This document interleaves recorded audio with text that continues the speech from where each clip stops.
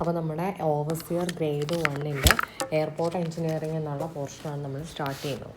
Okay, airport engineer. അപ്പോൾ നമ്മൾ അറിഞ്ഞിരിക്കേണ്ട ഒരു കാര്യം എന്താണ് എയർപോർട്ട് എന്നുള്ളതാണ്. ഓക്കെ, അപ്പോൾ എന്താണ് എയർപോർട്ട്? ഓക്കെ, അപ്പോൾ എന്താണ് എയർപോർട്ട് എന്നാണ് ആദ്യം അറിയേണ്ടത്. അപ്പോൾ എയർപോർട്ട് എന്ന് പറഞ്ഞാൽ എന്തുവാണ്?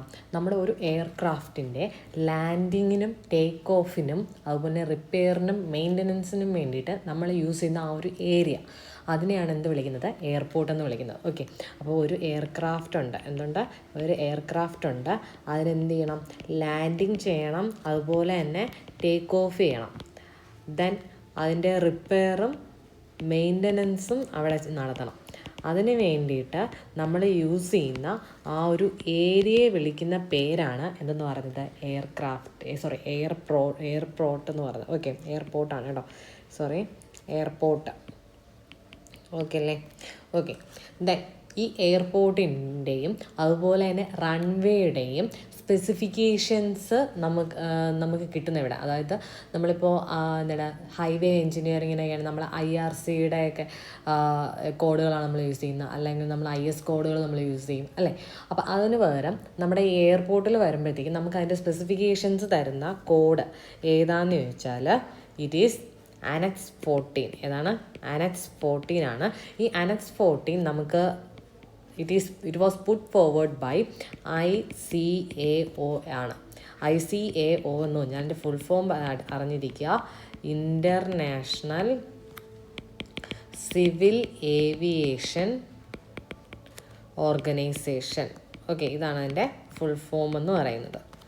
ദെൻ ഇതിൻ്റെ ഫങ്ഷൻ എന്ന് പറയുന്നത് it controls the civil aviation internationally. അപ്പോൾ ഇൻ്റർനാഷണൽ ലെവലിൽ സിവിൽ ഏവിയേഷനെ കൺട്രോൾ ചെയ്യുന്ന ഒരു ഓർഗനൈസേഷനാണ് ഏതെന്ന് പറയുന്നത് നമ്മുടെ ICAO, international civil aviation organisation. ഇതെന്ത് ചെയ്യും?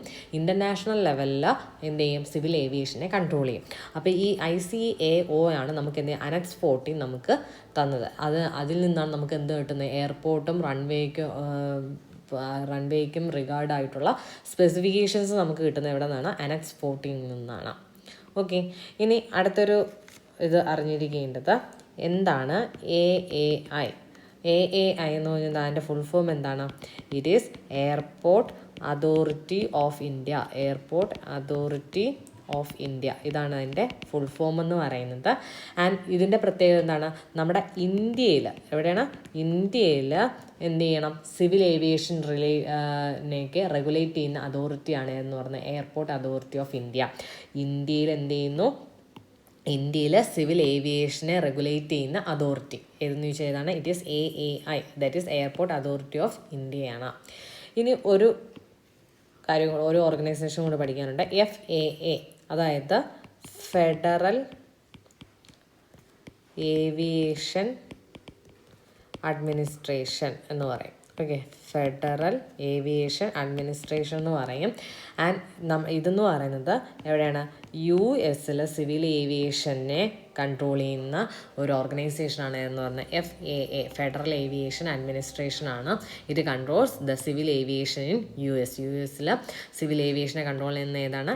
FAA ആണ്. ഓക്കെ, ഇനി നമുക്ക് നമ്മുടെ എയർപോർട്ട് നമ്മൾ പറഞ്ഞു എന്താണ്?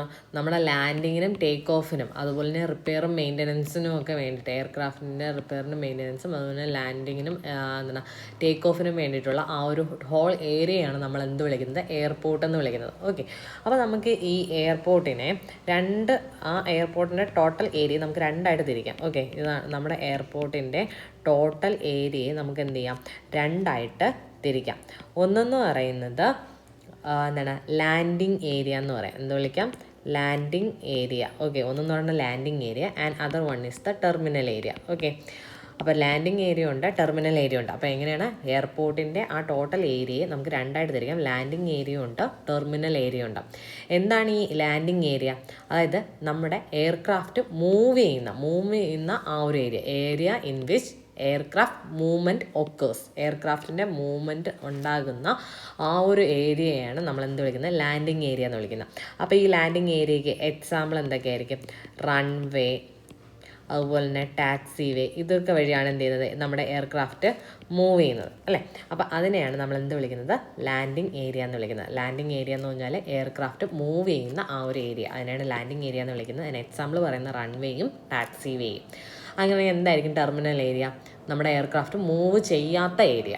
ഓക്കെ, ആ മൂവ് ചെയ്യാത്ത ഏരിയ എന്ന് പറയുമ്പോഴത്തേക്ക് അതിന് എക്സാമ്പിൾ എന്ത് വരും, ടെർമിനൽ ബിൽഡിംഗ്. അവിടെ വരുന്നുണ്ടോ എയർക്രാഫ്റ്റ്? ഇല്ല, ടെർമിനൽ ബിൽഡിംഗ് ആണ് അതിനൊരു എക്സാമ്പിൾ. അപ്പോൾ ടെർമിനൽ ഏരിയയ്ക്ക് എക്സാമ്പിൾ ഏതാണ്, ഇറ്റ് ഈസ് ടെർമിനൽ ബിൽഡിംഗ്. അപ്പോൾ ലാൻഡിങ് ഏരിയ എന്ന് പറഞ്ഞാൽ എയർക്രാഫ്റ്റ് മൂവ് ചെയ്യുന്ന ആ ഒരു ഏരിയയാണ്. അതിന് എക്സാമ്പിൾ റൺവേ, ടാക്സി വേ പറഞ്ഞു.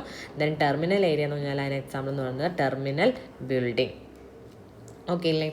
ദെൻ ഇനി നമുക്ക് എയർപോർട്ടിൻ്റെ ക്ലാസിഫിക്കേഷനാണ് നോക്കാനുള്ളത്. എന്താണ് classification of airport? Classification of airport. Okay, നമുക്ക് പലതരത്തിൽ എയർപോർട്ടിനെ ക്ലാസിഫൈ ചെയ്യാം. ഓക്കെ, അക്കോർഡിംഗ് ടു FAA, ആരുടെ എന്താണ് FAA അനുസരിച്ചിട്ട് നമുക്ക് എയർപോർട്ടിനെ എങ്ങനെയാണ് ക്ലാസിഫൈ ചെയ്യാൻ പറ്റുന്നതെന്ന് പറഞ്ഞാൽ, ദാറ്റ് ഈസ് FAA അനുസരിച്ച് നമുക്ക് എയർപോർട്ടിനെ രണ്ടായിട്ട് ക്ലാസിഫൈ ചെയ്യാം. That is primary and non primary airport. എന്നാണ് പ്രൈമറി എന്നും നോൺ പ്രൈമറി എയർപോർട്ട് എന്നും നമുക്ക് എന്ത് ചെയ്യാം, എയർപോർട്ടിനെ ക്ലാസിഫൈ ചെയ്യാം. എന്തൊക്കെയാണ് പ്രൈമറി, ഓക്കെ, ഒന്നാമതെന്ന് പറയുന്നത് പ്രൈമറി ആൻഡ് രണ്ടാമതെന്ന് പറയുന്നത് നോൺ പ്രൈമറി എയർപോർട്ട്. അപ്പോൾ FAAയുടെ ഫുൾ ഫോം എന്തായിരുന്നു, ഫെഡറൽ ഏവിയേഷൻ അഡ്മിനിസ്ട്രേഷൻ. അതായത് US സിവിൽ ഏവിയേഷനെ കൺട്രോൾ ചെയ്യുന്ന ഓർഗനൈസേഷനാണ് എന്ന് പറയുന്നത് ഫെഡറൽ ഏവിയേഷൻ അഡ്മിനിസ്ട്രേഷൻ. അത് പ്രകാരം നമുക്ക് എയർപോർട്ടിനെ എന്ത് ചെയ്യാം, രണ്ടായിട്ട് ക്ലാസിഫൈ ചെയ്യാം. പ്രൈമറി ഉണ്ട്, നോൺ പ്രൈമറി ഉണ്ട്. ഓക്കെ, അപ്പോൾ എന്താണ് പ്രൈമറി? പ്രൈമറി എന്ന് ചോദിച്ചാൽ എന്താണ് പ്രൈമറി എയർപോർട്ട് എന്ന് ചോദിച്ചാൽ airport which handles at least 10,000 passengers in A air. Okay, ഒരു വർഷം എന്താണ് ഓക്കെ, ഒരു വർഷം എന്ത് ചെയ്യുന്നു, അറ്റ്ലീസ്റ്റ് 10,000. അപ്പോൾ അറ്റ്ലീസ്റ്റ് എത്രയാണ്, 10,000 പാസഞ്ചേഴ്സ് ഇൻ എ ഇയർ. അപ്പോൾ ഒരു വർഷം അറ്റ്ലീസ്റ്റ് 10,000 പാസഞ്ചേഴ്സിനെങ്കിലും ഹാൻഡിൽ ചെയ്യുന്ന എയർപോർട്ടിനെയാണ് എന്ത് വിളിക്കുന്നത്, പ്രൈമറി എയർപോർട്ട് എന്ന് വിളിക്കുന്നത്. ഓക്കെ, ഇനി നോൺ പ്രൈമറി എന്തായിരിക്കും, അതെന്ന് പറയുന്നത് handles less than 10,000 passengers in a year. ഒരു വർഷം എന്താണ് 10,000 പാസഞ്ചേഴ്സിൽ കുറവാണ് ആ എയർപോർട്ട് ഹാൻഡിൽ ചെയ്യുമെങ്കിൽ it is non primary. At least 10,000 എങ്കിലും ഹാൻഡിൽ ചെയ്യുന്നുണ്ടെങ്കിൽ അതിന് നമുക്ക് എന്ത് വിളിക്കാം, പ്രൈമറി എയർപോർട്ട് എന്ന് വിളിക്കാം. അപ്പോൾ ഇതാണ് എന്തെന്ന് പറയുന്നത് FAA ക്ലാസിഫിക്കേഷൻ എന്ന് പറയുന്നത്. എന്താണ് FAA ക്ലാസിഫിക്കേഷൻ? ഇനി അക്കോർഡിംഗ് ടു ICAO, എന്താണ് ICAO? ഓക്കെ, ICAOയുടെ അനുസരിച്ചിട്ട് നമുക്ക് എയർപോർട്ടിനെ നമുക്ക് ക്ലാസിഫൈ ചെയ്യാം. എങ്ങനെയാണ് ക്ലാസിഫൈ ചെയ്യുന്നത്, നമുക്ക് A, B, C, D and E ഇങ്ങനെ 5 ടൈപ്പിലാണ് എന്ത് ചെയ്യുന്നത്, എയർപോർട്ടിനെ ക്ലാസിഫൈ ചെയ്യുന്നത്. ആരാണ്, ICAO. And this classification is based on, ഈ ക്ലാസിഫിക്കേഷൻ എന്ന് പറയുന്നത് based on its geometric design. അതിൻ്റെ ജോമെട്രിക് ഡിസൈനിൻ്റെ ബേസിസിലാണ് നമ്മൾ എന്ത് ചെയ്യുന്നത്, ഇങ്ങനെ 5ആയിട്ട് ക്ലാസിഫൈ ചെയ്യുന്നത്. ഏതൊക്കെയാണ് 5 A, B, C, D, E. അപ്പോൾ ICAOയുടെ ക്ലാസിഫിക്കേഷനാണ്. ഈ ICAO എന്ന് പറഞ്ഞാൽ എന്തായിരുന്നു, നമ്മൾ അതിൻ്റെ ഫുൾ ഫോം പറഞ്ഞത്, ICAO എന്ന് പറഞ്ഞാൽ ഇൻ്റർനാഷണൽ സിവിൽ ഏവിയേഷൻ ഓർഗനൈസേഷൻ എന്നാണ്. അതായത് ഇൻ്റർനാഷണൽ ലെവലിൽ സിവിൽ ഏവിയേഷനെ കൺട്രോൾ ചെയ്യുന്ന ഓർഗനൈസേഷൻ, അതാണ് എന്ന് പറഞ്ഞാൽ ICAO. അത് പ്രകാരം A, B, C, D എന്ന് നമ്മൾ ക്ലാസിഫൈ ചെയ്യുന്നു ബേസ്ഡ് ഓൺ ജോമെട്രി ഡിസൈൻ. അതുപോലെ തന്നെ വേറൊരു ക്രൈറ്റീരിയ, അതായത് based on tyre pressure and wheel load, നമുക്ക് ഇതിനെ എന്ത് ചെയ്യാം, ICAO വേറൊരു ക്ലാസിഫിക്കേഷൻ പറയുന്നുണ്ട്. നമുക്ക് അതിലോട്ട് വരാം. ഓക്കെ, അപ്പോൾ ആദ്യം പറയുന്നത് ICAO, according to ICAO based on geometry design എത്രയാണ്, 5 ടൈപ്പാണുള്ളത് എയർപോർട്ട്. ഏതൊക്കെയാണ്, A, B, C, D, E. Okay, ഇത് നമുക്ക് കുറേ അതിൻ്റെ ബേസിക് റൺവേ ലെങ്ത്, അതിൻ്റെ മാക്സിമം മിനിമം വാല്യൂ, അതുപോലെ തന്നെ വിഡ്ത്ത് ഓഫ് റൺവേ പാവ്മെൻറ്റ്, അതുപോലെ ലോഞ്ചിറ്റ്യൂഡിനൽ ഗ്രേഡിൻ്റെ മാക്സിമം എത്രയാണ് പെർസെൻറ്റേജ്, ഇതെല്ലാം നമുക്ക് പഠിക്കാനുണ്ട്. അപ്പോൾ ഒരു ടേബിളായിട്ട് തന്നെ ഉണ്ട്, അതെല്ലാം നമ്മൾ പഠിക്കുന്നില്ല, നമുക്ക് ആവശ്യമുള്ളത് മാത്രം നോക്കിയാൽ മതി. അതായത് നമുക്ക് നമ്മൾ പറഞ്ഞു എന്താണ് ക്ലാസിഫൈ ചെയ്യുന്നത്, എങ്ങനെയാണ് A, B, C, D, E എന്നാണ് നമ്മൾ ക്ലാസിഫൈ ചെയ്യുന്നത്. ഇതിൽ മാക്സിമം റൺവേ ലെങ്ത് ഉള്ളത് Aക്കാണ്. ഓക്കെ, A ടൈപ്പ് എയർപോർട്ടിനാണ് എന്തുള്ളത്, മാക്സിമം എന്തുള്ളത്, റൺവേ ലെങ്ത് ഉള്ളത്. ഓക്കെ, മാക്സിമം റൺവേ ലെങ്ത് ഉള്ളത് A ടൈപ്പിനാണ്. ഇനി മിനിമം റൺവേ ലെങ്ത് ഉള്ളത് ഏതെന്ന് ചോദിച്ചാൽ ഈ ടൈപ്പിനാണ്, മിനിമം റൺവേ ലെങ്ത്. ഓക്കെ, ആ ലെങ്ത് പഠിച്ചില്ലെങ്കിലും കുഴപ്പമൊന്നുമില്ല. മിനിമം റൺവേ ലെങ്ത് ഉള്ളത് ഏതാണ്, എയർപോർട്ട് ഈ ടൈപ്പ് എയർപോർട്ടിനാണ്. ഓക്കെ, ഇനി ക്ലാസ് Aയും Bയും എടുക്കുമ്പോൾ, ഓക്കെ, എയും ബിയും എടുക്കുമ്പോൾ അതിൻ്റെ വിഡ്ത്ത് ഓഫ് റൺവേ എന്ന് പറയുന്നത് വിഡ്ത്ത് ഓഫ് റൺവേ വരുന്നത് it is 45 metre. Okay, class A ആണെങ്കിലും ബി ആണെങ്കിലും എന്താണ് വിഡ്ത്ത് ഓഫ് റൺവേ എന്ന് പറയുന്നത് എത്രയാണ്? It is 45 metre. ഇനി class A B and C എടുത്തു കഴിഞ്ഞാൽ അതിൻ്റെ മാക്സിമം ഗ്രേഡിയൻ്റ് എന്ന് പറയുന്നത് ഇറ്റ് ഈസ് 1.5% ആണ്. ഇനി for class D and E, ഡിയും ഇയും എടുക്കുകയാണെങ്കിൽ മാക്സിമം ഗ്രേഡിയൻ്റ് എത്ര വരുമെന്ന് ചോദിച്ചാൽ ഇറ്റ് ഈസ് 2%. ഇത്രയെങ്കിലും അറ്റ്ലീസ്റ്റ് അറിഞ്ഞു. ഞാൻ ജസ്റ്റ് ആ ഒരു ടേബിൾ പറയുന്നില്ല. ഓക്കെ, അപ്പോൾ ICAOയുടെ ക്ലാസിഫിക്കേഷനാണ് നമ്മൾ പറഞ്ഞത്. ICAO പ്രകാരം ബേസ്ഡ് ഓൺ ജോമെട്രിക് ഡിസൈൻ നമുക്ക് എത്ര 5 ക്ലാസ് ആണുള്ളത്. ഏതൊക്കെയാണ്? Airport type A, B, C, D and E. Okay, ഇതിൽ മാക്സിമം റൺവേ ലെങ്ത് വരുന്നത് എ ടൈപ്പ് എയർപോർട്ടിനാണ്. അതുപോലെ തന്നെ ഈ ടൈപ്പിനാണ് മിനിമം റൺവേ ലെങ്ത് വരുന്നത്. ഇനി എയ്ക്കും ബിക്കും നമ്മൾ നോക്കി, എയുടെയും ബിയുടെയും വിഡ്ത്ത് ഓഫ് റൺവേ എന്ന് പറഞ്ഞാൽ 45 മീറ്റർ ആണ്. ഇനി A, B, C type airport എടുത്തു കഴിഞ്ഞാൽ മാക്സിമം ഗ്രേഡിയൻ്റ് എത്രയാണ്? It is 1.5%. ഇനി ഡിയും ഇയും എടുത്തു കഴിഞ്ഞാൽ മാക്സിമം ഗ്രേഡിയൻ്റ് എത്രയാണ്? It is 2%. ഓക്കെ, അപ്പോൾ ഇത് നമ്മൾ പറഞ്ഞ classification based on geometry design. ICAOയുടെ ക്ലാസിഫിക്കേഷനാണ് ബേസ്ഡ് ഓൺ ജോമെട്രി ഡിസൈൻ. ഇനി ഇത് ICAOയുടെ ക്ലാസിഫിക്കേഷൻ ബേസ്ഡ് ഓൺ